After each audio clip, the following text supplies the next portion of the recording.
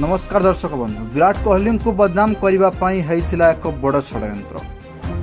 जड़े German model को दि जाइथिला मोटा आकार टंका, किंतु सही मॉडल जो खुलासा कले ताहा सुनी आपण भी आश्चर्य होइजिबे। कौन थिला सही गुप्त ऑफर, आसंतु जानिबा।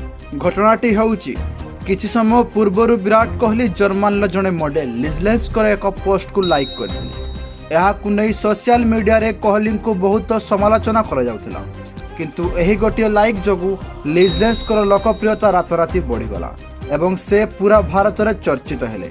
एबे लिजलेज निजे एक चांचल्यकर खुलासा करिसंती। से कहिसंती जे मीडिया हाउस एवं सांबादिक माने तांको सह जोगाजोग करथिले।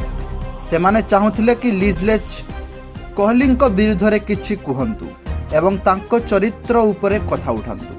एथिपाई तांकु लक्ष लक्ष टंकार ऑफर मध्य मिलिथिला। लिजलेज कहिसंती मते कोहली विषय रे मिछ कहिबा पई प्रबल टंका दिया जाइथिला, किंतु मु सफा सफा मना करिदेली। काहेकि ना मु कोहली जने बहुत बड़ फैन।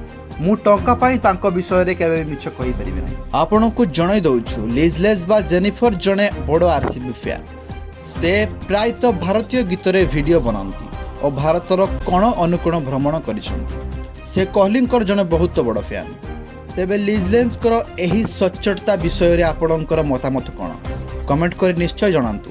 वीडियो भल लागिथिले लाइक करंतु एवं पब्लिक रिपोर्टिंग को सब्सक्राइब करंतु। धन्यवाद।